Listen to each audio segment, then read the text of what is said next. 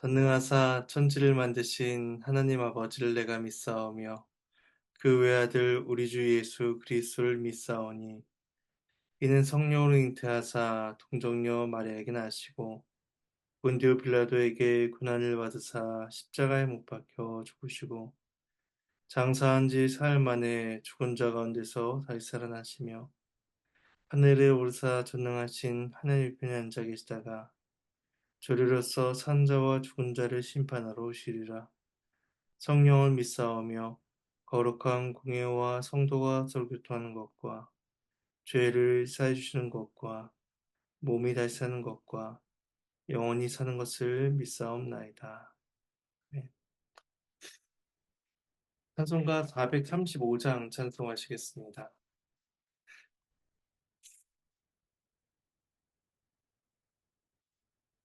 435장입니다. 1절과 3절을 찬송하시겠습니다. 이렇게 찬송합니다. 나의 영원하신 기여 생명보다 귀하다. 나의 갈 길 다가도록 나와 동행하소서. 주께로 가까이 주께로 가오니 나의 갈 길 다가도록 나와 동행하소서. 어두운 골짝 지나가며 험한 바다 건너서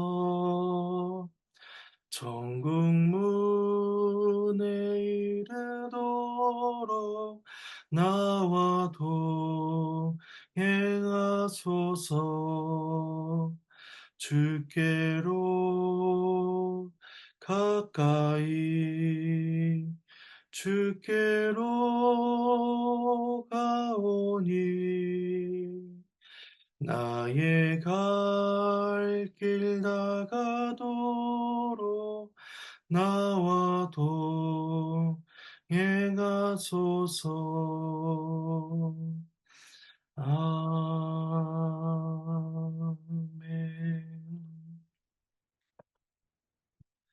네, 함께 보실 말씀은 열왕기하 15장입니다. 열왕기하 15장 23절에서 38절까지 말씀입니다. 함께 주의 말씀을 하겠습니다. 오늘 본문은 두 명의 북이스라엘 왕과 한 명의 남유다 왕에 대해서 기술하고 있습니다. 본문을 단락에 따라서 말씀을 살펴보겠습니다. 먼저 23절에서 26절은 북이스라엘의 부가히야의 통치에 대해서 말씀합니다. 본문을 봉독하겠습니다. 유다의 왕 아사랴 제50년에 문하햄의 아들 부가히야가 사마리아에서 이스라엘 왕이 되어 2년간 다스리며 여호와께서 보시기에 악을 행하여 이스라엘로 범죄하게 한 느밧의 아들 여로보암의 죄에서 떠나지 아니한지라. 그 장관 르말리아의 아들 베가가 반역하여 사마리아 왕궁 호위소에서 왕과 아르봇과 아리엘을 죽이되 길르앗 사람 50명과 더불어 죽이고 대신하여 왕이 되었더라. 부가히야의 남은 사적과 그가 행한 모든 일은 이스라엘 왕 역대 지략에 기록되니라. 부가히야는 북이스라엘 17대 왕이 되어서 2년간 통치하고 반란으로 죽임을 당하게 됩니다. 24절에서는 이전 왕들에게서 언급된 그 심판의 정형 문구가 표준적인 후륜 문구가 된 것처럼 반복되어서 나타나고 있습니다. 그래서 여호와께서 보시기에 악을 행하여 이스라엘로 범죄하게 한 느밧의 아들 여로보암의 죄에서 떠나지 아니한지라.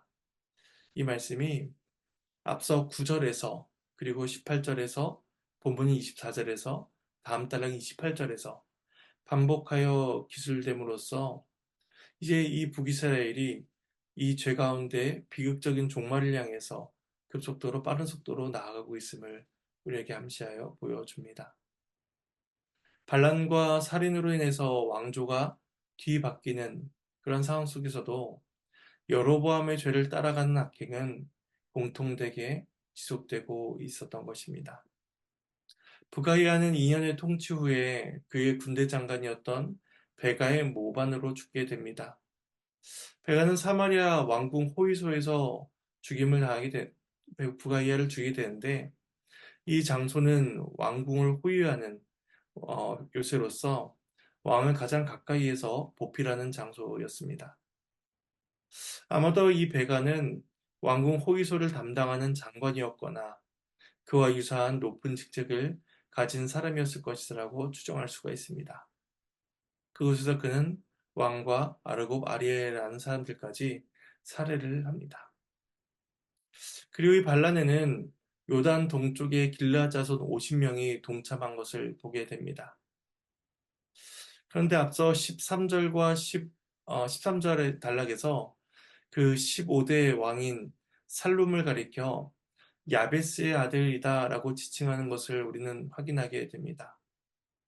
만일 그 야베스가 길르앗 야베스를 가리키는 것이라면 길르앗 야베스 출신인 살룸을 죽여 왕이 된 무나햄과 그의 아들인 부가히야를 길르앗 사람들이 복수하여 그 살해에 동참한 것으로 볼 수가 있습니다.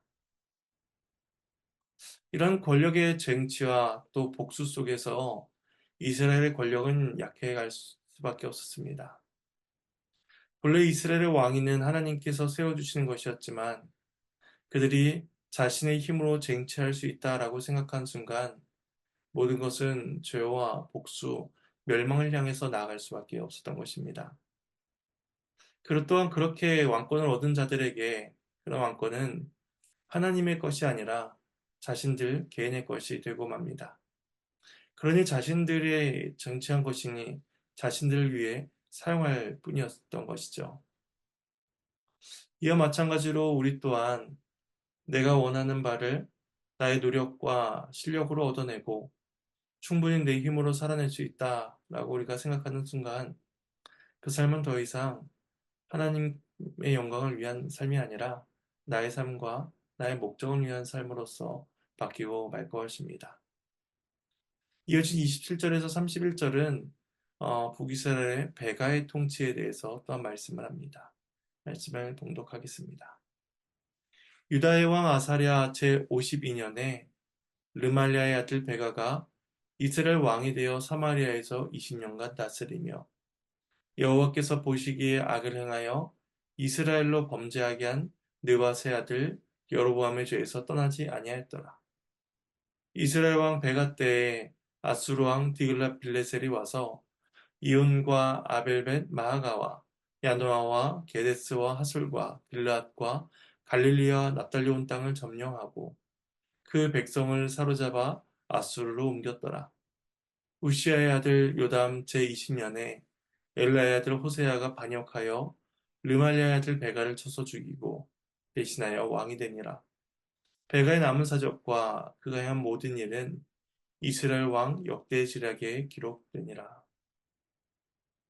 제 베가는 18대 왕이자 8번째 왕조를 세우게 됩니다. 이제 북이스라엘 멸망이 얼마 남지 않았습니다. 베가가 이렇게 왕권을 통치한 이후에 다음 왕인 호세아가 북이스라엘의 마지막 왕이 될 것이기 때문입니다. 베가는 남유다의 아사랴, 즉 우시야 52년째에 왕이 되는데 이때는 BC 740년경으로 봅니다. 그래서 본문에서 베가의 통치 기간을 20년이다 라고 말을 하고 있는데 그렇다면 북이스라엘의 멸망 시점과 통치 기간이 맞지 않는 것을 우리가 생각하게 됩니다. 왜냐하면 북이스라엘은 BC 722년경에 멸망한 것으로 보기 때문이죠.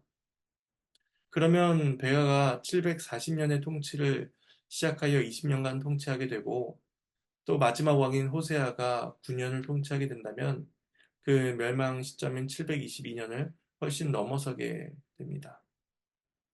이에 대해서 학자들은 베가가 그 17절에서 문하임의 그 반란 그 17절에서 문하임이 반란을 일으켜 즉위한 그 해에 길르앗에서 통치를 시작했다라고 그렇게 봅니다. 그래서 앞서 문하임 10년 그리고 그의 아들 부가야가 2년 동안 12년 정도를 통치한 때에 길르앗에서 그 베가가 통치권을 행사하고 있었다라고 봅니다. 그리고 12년 정도가 지난 후에 부가이아를 살해한 후 8년 정도를 사마리아에서 통치한 것으로 이렇게 추정을 합니다. 29절에 의하면 베가 때에 아수르의 디글랏 빌레셀이 와서 북이스라엘을 공격하고 백성들을 포로로 끌어갔다라고 이제 또 기술하고 있습니다.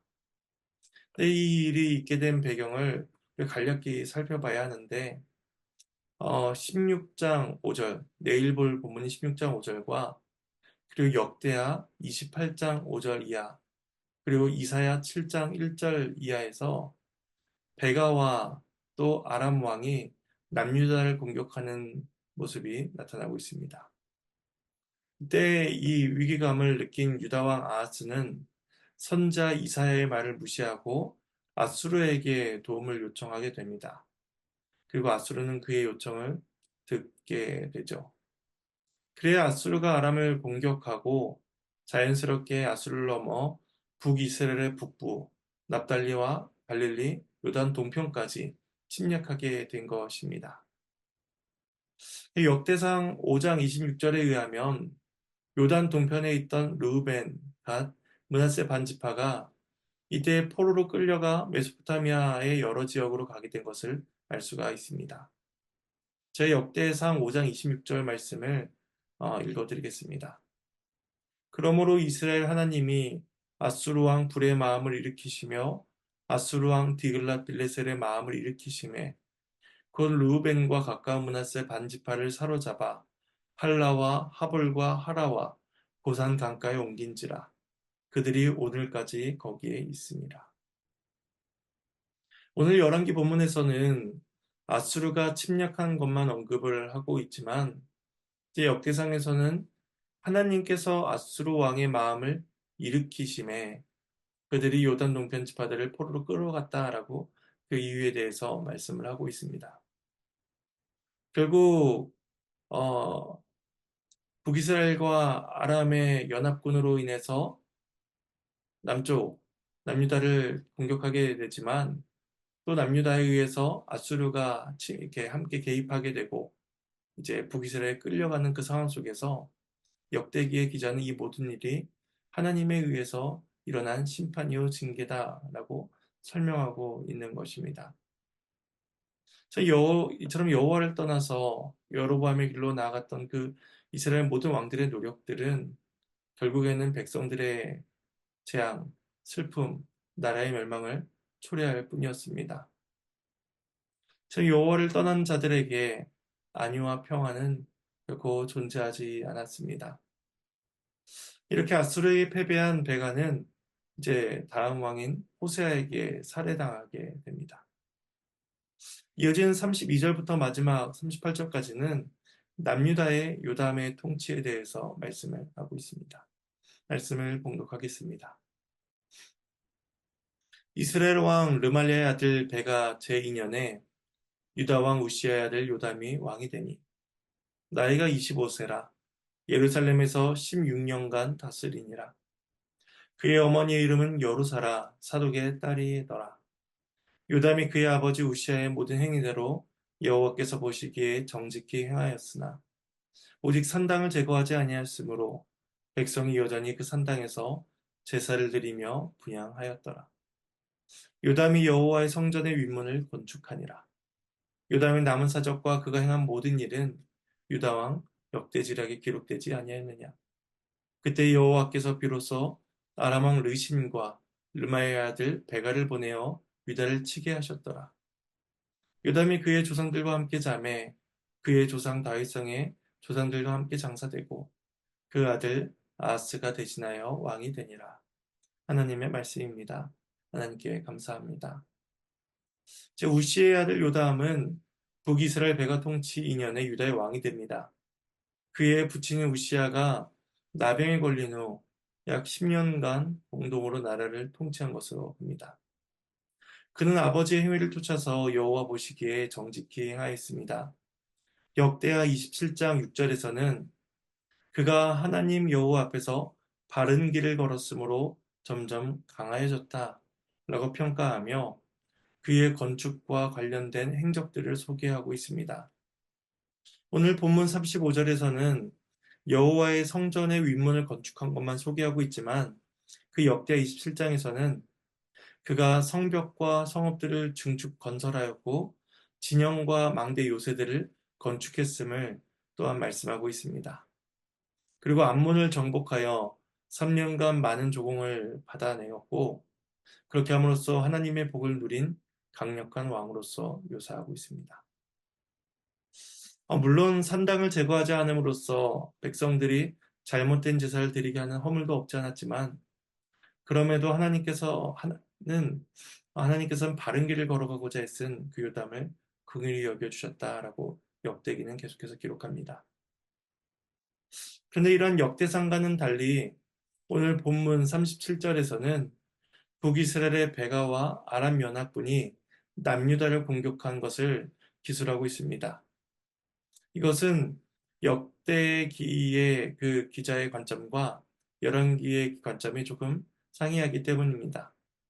역대상은 포로기 이후에 남유다의 회복과 하나님의 긍휼에 초점을 맞춰서 그 말씀을 기록하고 있는 반면에 열왕기는 이스라엘의 실패와 불순종에 초점을 맞추고 있기 때문입니다. 그래서 베가의 유다 침략이 앞의 단락에서도 잠시 나타났었는데 이것은 두 가지로 견해를 살펴볼 수가 있습니다. 첫 번째 견해는 그 아하스 때에 있었던 내일 볼 본문인 아하스 때에 있었던 사건을 요담 통치 말년에 있었던 것으로 보는 첫 번째 견해이고 또 두 번째 견해는 요담 때에도 똑같이 베가와 아람 연합군의 침략이 있었다라는 것입니다. 그러니까 그 베가의 침략이 두 번 있었던 것으로 보는 것이 두 번째 견해입니다. 근데 이제 열왕기 저자는 여기서 전쟁에 대한 자세한 설명을 덧붙이기보다 그냥 신학적인 관점에서 이것을 보게 합니다. 유다가 침략당하게 된 이유가 하나님께서 하신 일이라는 점이죠. 그래서 37절에서는 그때 여호와께서 비로소 그들로 하여금 유다를 치게 하셨다. 라고 그렇게 말씀하고 있습니다. 산당을 제거하지 않음으로써 백성들 가운데 죄가 간영하게 한 것은 하나님 나라의 왕으로서 책망을 받기에 마땅한 일이었습니다. 여호와 보시기에 정직히 행하면서도 동시에 산당을 제거하지 않음으로써 은혜와 죄가 공존하는 요담을 하나님께서는 책망하시는 것입니다. 하나님께서 우리에게 원하시는 것은 현상 유지가 아닌 변화이며 또 하나님께로 가까이 나아가는 영적인 성장입니다. 그리고 하나님께서는 그 일을 위해서 요담을 경고하시고 훈계하시고 계셨던 것이죠. 제 말씀을 정리하며 적용점을 세 가지로 간단히 생각해 보겠습니다. 첫 번째는 하나님이 없는 인생의 허무함을 우리는 묵상해야 할 것입니다. 하나님 없이 살아가던 북이스라엘 왕들은 자신들의 힘으로 왕권을 쟁취한 듯 보이지만 그들의 모든 영광은 이내 곧 사라지고 맙니다. 두 번째 적용점은 죄인에게 남겨주신 하나님의 은혜를 묵상해야 할 것입니다. 아수르에 의해 영토는 수복당하고 요단 동편의 지파들은 포로로 끌려가게 됩니다. 하지만 하나님께서는 사마리아와 그리고 북이스라엘은 아직 멸망당하지 않도록 지켜주십니다. 그렇다면 여전히 북이스라엘에게는 회개의 은혜가 남아있는 것입니다.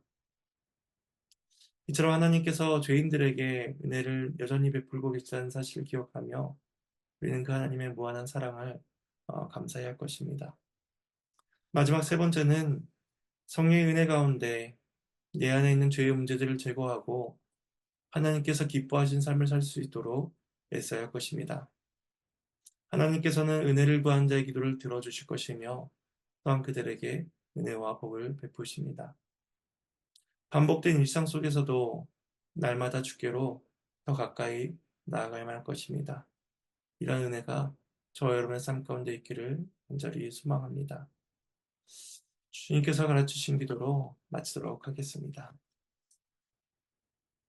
하늘에 계신 우리 아버지여, 이름이 거룩히 여김을 받으시오며 나라가 임하시오며 뜻이 하늘에서 이루어진 것 같이 땅에서도 이루어지리이다.